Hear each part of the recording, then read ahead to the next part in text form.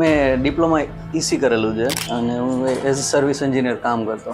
મારુતિમાં એટલે આવ્યો કે મેં ઘણા બધા સારા રિવ્યૂ જોયેલા હતા મારુતિ ઇન્સ્ટિટ્યૂટના. હું પહેલા ઉધના બ્રાન્ચ પર આવેલો, પણ અહીંયાની 2 બ્રાન્ચ છે, એક નાના વરાછા પર છે અને એક ઉધનામાં પણ છે. મારું ઘર ત્યાં નજીક પડતું નાના વરાછા પાસે, એટલે હું ત્યાં શિફ્ટ થયેલો. સુરતમાં મેઇન તો 2 વસ્તુ છે, ટેક્સટાઇલ અને હીરા ઉદ્યોગ. સુરતમાં જો જોઈએ તો ટેક્સટાઇલ બહુ વધારે છે. ઓલ ઓવર ઇન્ડિયાનું 60% પ્રોડક્શન સુરત કરે છે ગાર્મેન્ટમાં. તો ફ્યુચર સારું છે. મારું નામ પંકજ માલવિયા છે. અહીંયા મેં મારુતિ ઇન્સ્ટિટ્યૂટમાંથી ડિજિટલ પ્રિન્ટિંગમાં કોર્સ કમ્પ્લીટ કર્યો અને અત્યારે ઇન્ટર્નશિપ ચાલુ છે.